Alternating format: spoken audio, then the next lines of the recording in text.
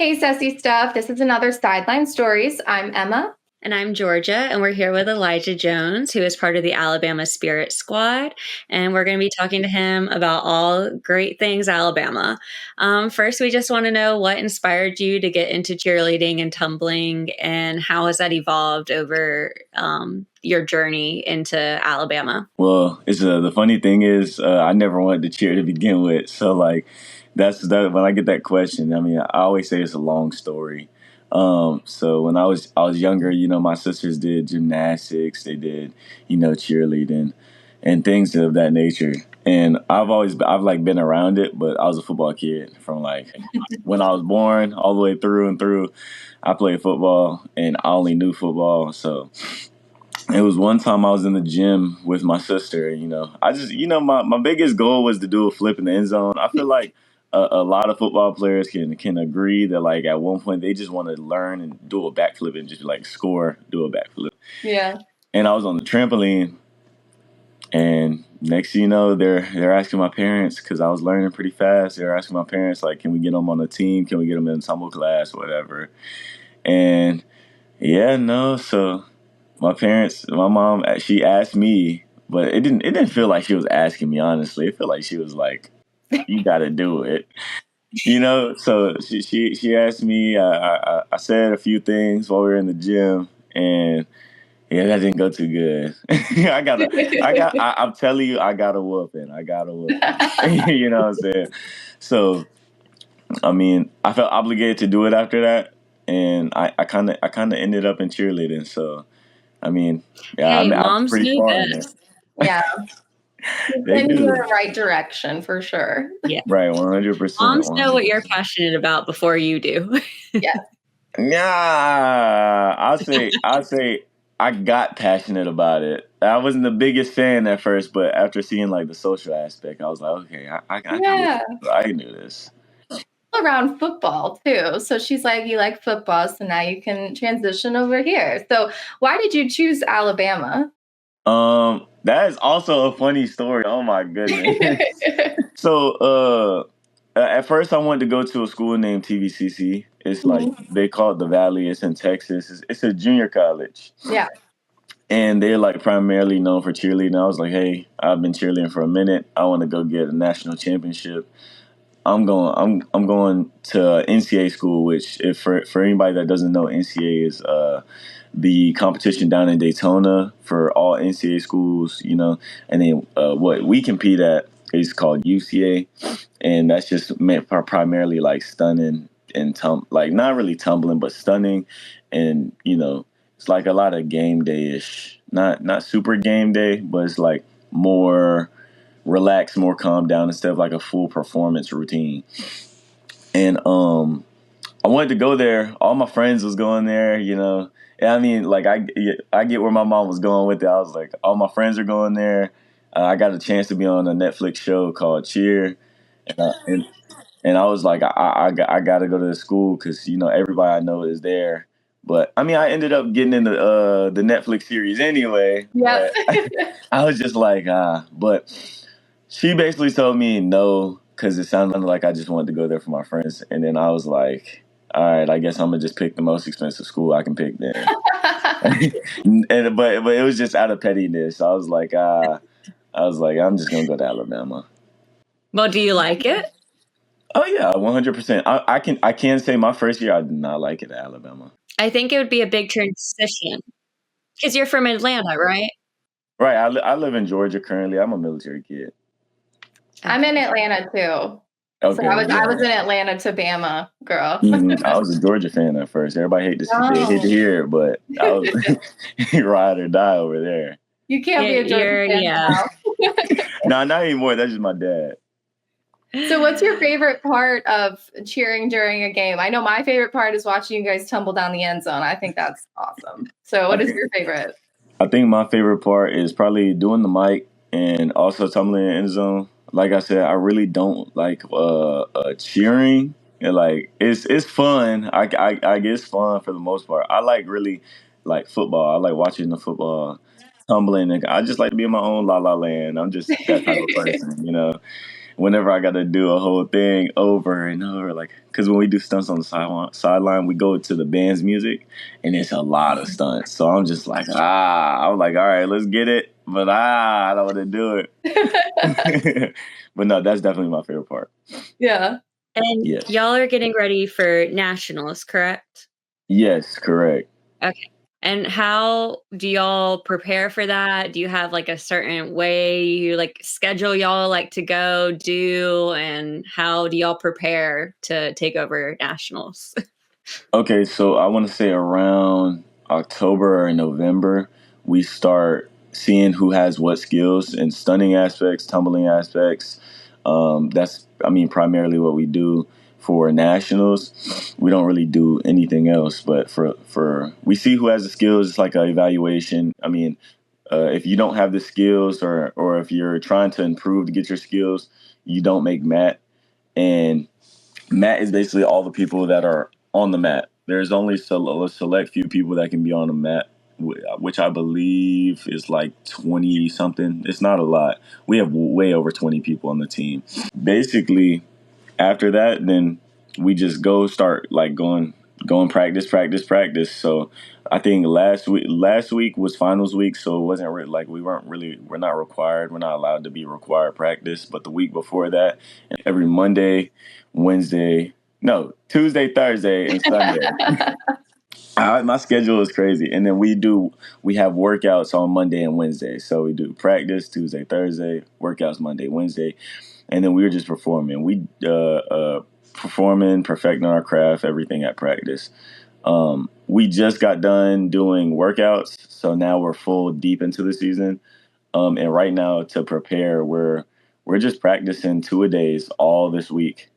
So we have a practice at 6 in the morning, and then we go home, rest. We got practice at 6 at night, and then we're just doing that throughout the whole week. We got a performance, I believe, at Shelton, because we got to have at least 3 performances before we go compete, and that's just for our comfortability. But that's kind of how we prepare. We just go in and we do a lot of stunning, do a lot of tumbling. We got video submissions that we have to do. And we just go in on it. It really becomes like, as soon as school is over, it's like it's the real deal. You really don't get any time. I would say it's like a hell week, but it's the whole month. Yeah. Yes. And so you've won major competitions like Worlds and NCA and Cheersport. The list goes on and on and on. So how does competing on those stages compare to being on the sidelines for Alabama? I mean, I think it really prepares you for being on sidelines and also competing in college, because those stages are big. So like you start off in the small competitions when you're doing all-star or whatever, and the crowds are like large because there's a lot of parents, a lot of kids. I was on a primarily known team, so everybody would go in the stadiums or coliseums, whatever you want to call them, to come watch us. So I mean, I think it just prepped me for the games. It's not really too much different for me, at least, and I can only speak for myself, because some other people didn't experience those, or they cheered in high school, like they did high school competitions or things like that. But like, it just shaped me, to be honest. Yeah, performing on such big stages. And then do you have like a favorite game you've cheered at, or a favorite moment in the Alabama Saban Field, Bryant-Denny Stadium? Is there a favorite moment that you think of? When I tumbled over Deontay Wilder. I just was like, he's like 6'7". I don't know how tall he is. Like, he's a huge guy. So I mean, when I tumbled over Deontay Wilder, I was just like, wow. I'm tumbling over celebrities now. I was like, this is crazy, because I mean, I went from tumbling over 6 to 8 girls. Now I'm tumbling over 6 to 8 girls with Deontay Wilder. I was like, it's a lot. And then I mean, I had another favorite moment was probably when I first started doing the mic. That was different for me, and it was fun. It was nerve-wracking too, though. But you get the whole crowd pumped up saying Alabama. That's awesome. All right. And lights up, lights down. That's a Lights new up, one. lights down is fun. That's a great Yeah, time. no, it's awesome. And so you've seen a lot of games, obviously. Do you have a favorite game moment that you've been on the sidelines for, like a 4th and 31 or overtime, whatever? Honestly, if we're going favorite games that are in Bryant Denny Stadium, I'd say like a LSU game. My I believe my first year, or the Tennessee game my first year. That was a crazy experience because I've never experienced the hate that you get from Tennessee Yeah. fans and the hate Alabama fans give to Tennessee and LSU, and it was just a lot. So a lot going on in Tuscaloosa that year. Yeah. It does get crazy. Is there a favorite stadium that you've been to on away games? Is there one that you are like, yeah, this is a pretty cool stadium? Honestly, I like Wisconsin Stadium. Yeah, it's a different take. I know you would expect for me to say No, I like like it. I like LSU or it. something, but I definitely like Wisconsin's stadium because they have like a whole food place inside of their thing, like an actual sit down diner in their place, Oh, and that's it's cool. and it's like it's open. They got like field seats. And I was just like, I haven't seen anything like this. It looks like a NFL stadium almost. That's It's like a awesome. completely different feel. Yeah. Right. It was just different. That's why I really liked it. Well, you've now been through two coaches, just like the team this year. So you've been there with Nick Saban and with Kalen DeBoer. How has that been like living through that change on the field with them? Honestly, it doesn't really change much for me, Hmm. but I can tell it is a little different. Yeah. Because when Saban was here, the energy, like Kalen DeBoer, he still gets a lot of energy. I'm not saying he doesn't get energy, but like the atmosphere when Nick Saban was here, just because he's such a legend in the football community, like the atmosphere was crazy. Everyone going crazy every time they see him going crazy. I was just like, dang, they really love this man. They're still giving DeBoer, his props in there. They're still giving him his flowers, but I don't think he's gotten there yet. That's the difference. It He's does. in It's not year one. Year one. right. Yeah. It's not really that Yeah. spark. Even though we love the boy, Yeah. it's just not that spark yet because he hasn't been here long enough, and everybody has to open up to him. Yeah, Yes. absolutely. He needs to prove himself a little bit, but we love him nonetheless. He's been doing great. We're 9-3 in a first year after losing Nick Saban. I think that's pretty good. 100%. He had to fill Yeah. big shoes. So Yes, yes. Yes. I mean, I remember the first year Nick Saban was there. I knew so many people, I don't know about this guy. And I'm like, give him some time. Well, you've also coached So- privately for 4 years. How has that experience really shaped your approach, both as a coach and then also as an athlete? I mean, it really helps your understanding because like I am a tumble coach, but I coach stunning as well. So I mean, it opens your eyes a little bit. It's like, okay, if I'm an athlete, you got to think from the athlete's point of view, and you got to also think from yours. You have the experience, you know how to do these things, and maybe they're not going to understand what you mean by squeeze your legs, or do you know how to squeeze your legs, or you got to push your hips to the ceiling. Things like that. You just got to think from both sides, and Mhm. I think it really helps you as an athlete because like currently I still reevaluate myself every day. So I'm evaluating these kids, trying to get them these skills, going and getting these stunts for them, and then I take a step back and I'm like, okay, let me focus on my technique a little bit and keep it pushing so then I can still be that role model for my athletes. I love that. And so what is next for you after graduation? Are you going to continue to coach? Do you see yourself pursuing another role in cheer or beyond? What's next? 100%. I'm definitely going to go coach. My plan is to go to a hybrid in Birmingham. So Mhm. one of my old teammates, he owns a gym called Hybrid Cheer in Birmingham, and we do privates there, stunt privates, tumble privates, classes, strength classes, conditioning classes. We do everything. It's really a college prep or wherever you want to go, like a prep for All Star, whatever you want to do in cheerleading, and we get everybody right. We do. Everyone in there does privates. Everyone's great. The energy's great. But I plan on going there full time and working for a while until I kind of start upping and veering away from cheerleading.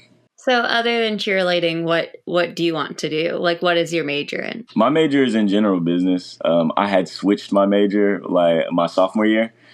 I was a chemical engineer major at first, so we can imagine how that was. I was just like, oh no. Yeah, I was an engineer major. Good for you. I switched into general business. You know, I knocked out like a lot of my major classes already. So right now I'm just going backwards, to be honest. I'm just doing, electives and a little bit more major classes, a little bit more lower level classes at the end, which I don't know how I did it. I just made it happen. So, yeah, I just do general business, nothing crazy. I thought about adding a minor to it, but I was like, I'm at 91%. I'm not gonna do it. If I come back, I'm gonna come back and just do like another undergrad or a minor or something. But yeah. Do you want to tell everyone where they can follow you, how they can interact, Instagram, TikTok, whatever you want? Okay, so everybody can follow me on Instagram at official Elijah Jones. I also a big TikToker. I want to toot my own horn a little bit, but it's awesome. Go watch it. I stalked you yesterday. I was like, wow. Kind of big on TikTok at Not Elijah, and it's NOTELIJXH, no A. So I mean that's where you can primarily find me. I also got a YouTube, plan on posting on YouTube. A behind the scenes of a Mike Man video, actually. I recorded like a year ago, and I just finished editing. I've been procrastinating real bad. But you can also find me on YouTube, see some crazy tumbling and stunts or whatever at Elijah Jones 7. Thank you so much for coming. Everyone go follow him, support him, and support Alabama moving forward. We need your help out there. We need to beat Michigan. But thank you so much for coming on. We really appreciate it. And until next time, this is Sideline Stories, and we'll see you later.